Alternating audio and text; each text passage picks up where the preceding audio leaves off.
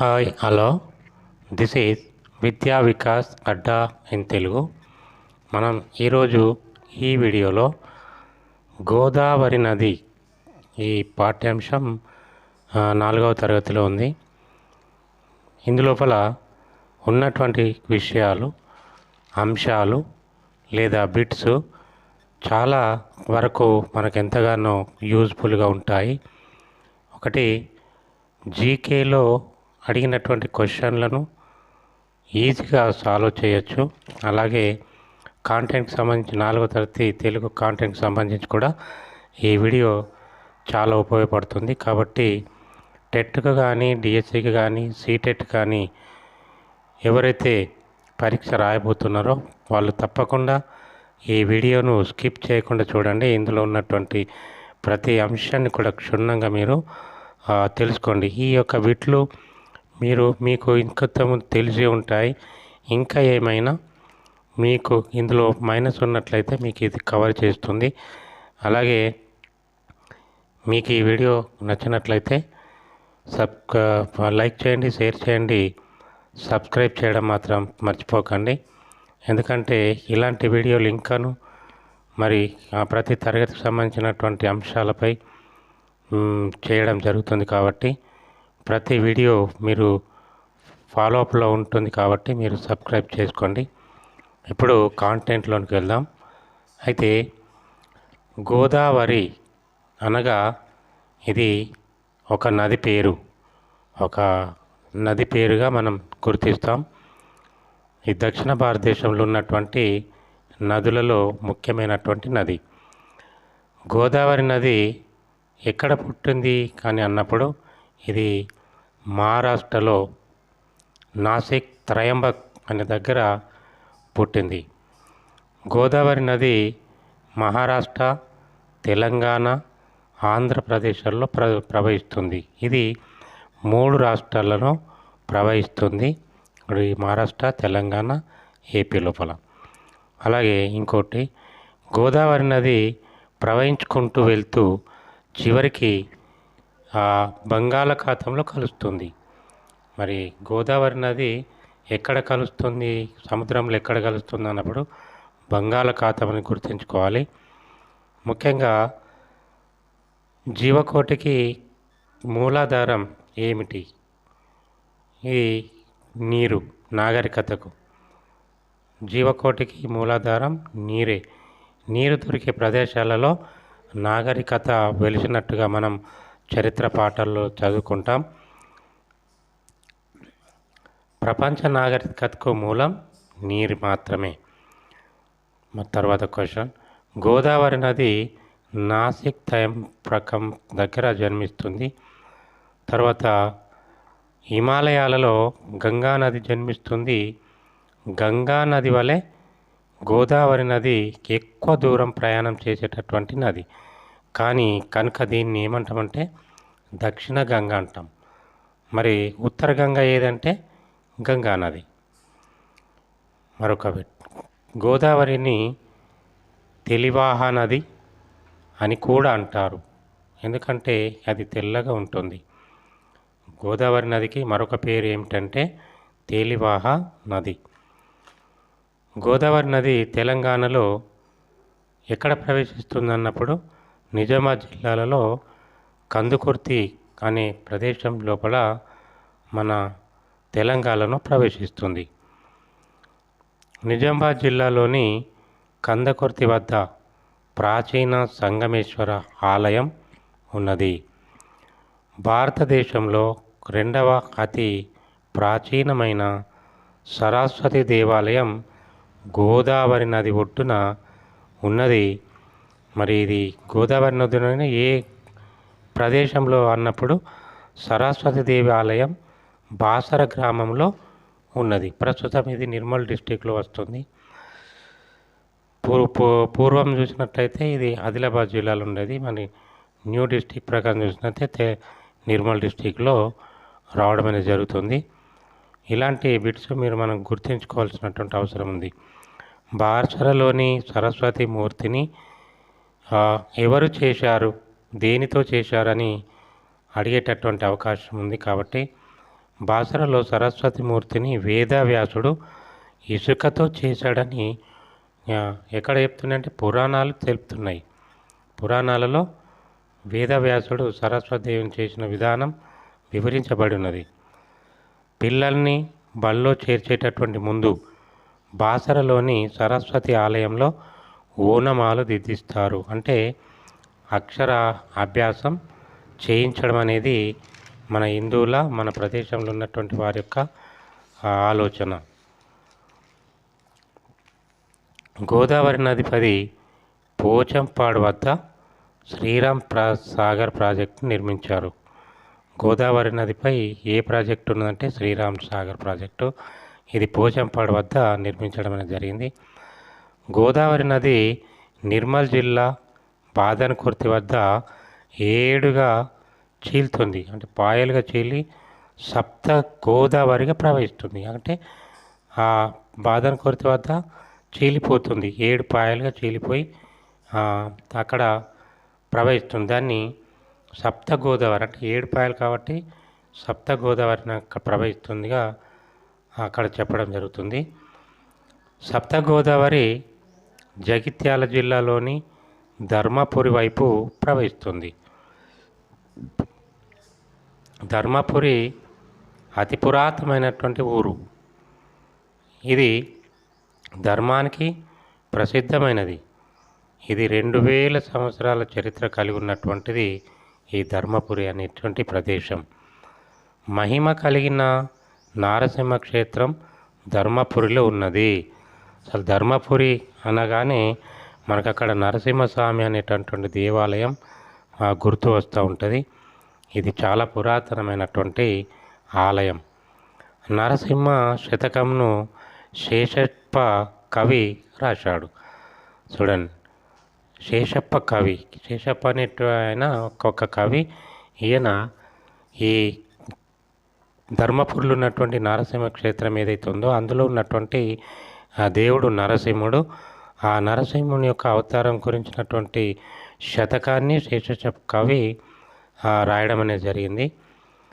భూషణ వికాస శ్రీధర్మపుర నివాస దుష్ట సంవర నారసింహ దురితాదుర అని నారసింహుడు శేషప్ప కవి నరసింహ స్వామిని కీర్తించాడు.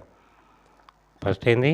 భూషణ వికాస శ్రీధర్మపుర నివాస దుష్ట సంవర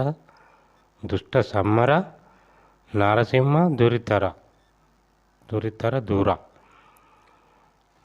నెక్స్ట్ అంశానికి వెళ్దాం. ధర్మపురిలో 2 ఆలయాలు ఉన్నాయి. ఒకటి యోగ నరసింహ స్వామి, ఇదేమో పాతది. 2 ఉగ్ర నరసింహస్వామి ఏమో కొత్తది. ఇక్కడనే యమగుండం, బ్రహ్మగుండం, సత్యావతి గుండం, చక్రగుండం అనే పేర్లతో భక్తులు భక్తితో పిలుస్తారు. అక్కడ ఉన్నటువంటి గుండాలను వివిధ రకాలైనటువంటి పేర్లతో పిలవడం జరుగుతుంది. గోదావరి నది ఒడ్డున సంతోషిమాత, హనుమంతుడి గుడి, దత్తాత్రేయుడు, శ్రీరాముని గుళ్ళు కూడా ఉన్నాయి. అనేక దేవుళ్ళకు సంబంధించినటువంటి ఆలయాలు గోదావరి పరివారక ప్రాంతం లోపల ఉన్నాయి. గోదావరి నదిపై రాయపట్నంలో వంతెన నిర్మించారు. ఇది కరీంనగర్ జిల్లాలో ఉంటుంది. తర్వాత మంచిర్యాల జిల్లాలో ప్రసిద్ధమైన గూడెంగుట్టలో శ్రీ సత్యనారాయణ స్వామి ఆలయం కూడా ఉన్నది. మంచిర్యాల జిల్లా లోపల గూడెంగుట్ట, అక్కడ సత్యనారాయణ స్వామి ఆలయం అనేటిది ఉన్నది. ఇది కూడా చాలా పురాతనమైనటువంటిది. గూడెంగుట్టలోని సత్యనారాయణ ఆలయం ఉత్తర తెలంగాణలో ప్రసిద్ధమైనటువంటి ఆలయాలలో ఇది ఒకటిగా చెప్పడం జరుగుతుంది. తెలంగాణలో అతి ప్రాచీనమైనటువంటి సత్యనారాయణ స్వామి గుడి ఇది గూడెంగుట్టలో ఉన్నది. కోటిలింగాలు గూడెంగుట్టలోనే ఉన్నాయి. మరి కోటిలింగాలు ఎక్కడున్నాయంటే గూడెంగుట్ట. ఈ గూడెంగుట్ట ఎక్కడున్నది? ఏ జిల్లాలో ఉంది? మంచిర్యాల. అక్కడ ఏ దేవుడు ఉన్నదంటే సత్యనారాయణ స్వామి గుడి అక్కడ ఉంది.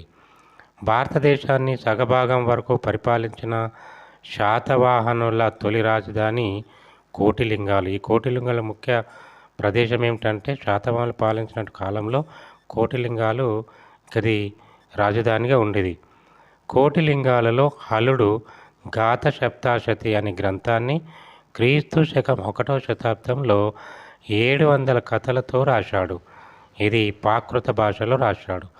ఈ కోటిలింగాలు ఏదైతే ఆ రాజధానిగా ఏలిన సమయంలో గాథ శతి అనే గ్రంథాన్ని హలుడు రాశాడు. ఇది 1వ శతాబ్దం లోపల. ఏ భాషలో రాశాడంటే ప్రాకృత భాషలో రాయడం అనేది జరిగింది. ఇది వెరీ వెరీ ఇంపార్టెంట్.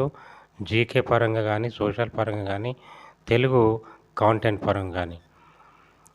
మెగస్తనీసు భారతదేశంలో తాను చూసిన వాటిలో కొన్ని కోటిలింగాలు ఒకటని తాను రాసిన ఇండికాలో రాశాడు. చూడండి, ఈ మెగస్తనీస్ కూడా తను రాసినటువంటి ఇండికాలో ఈ కోటిలింగాల గురించి ప్రస్తావించడం అనేది జరిగింది.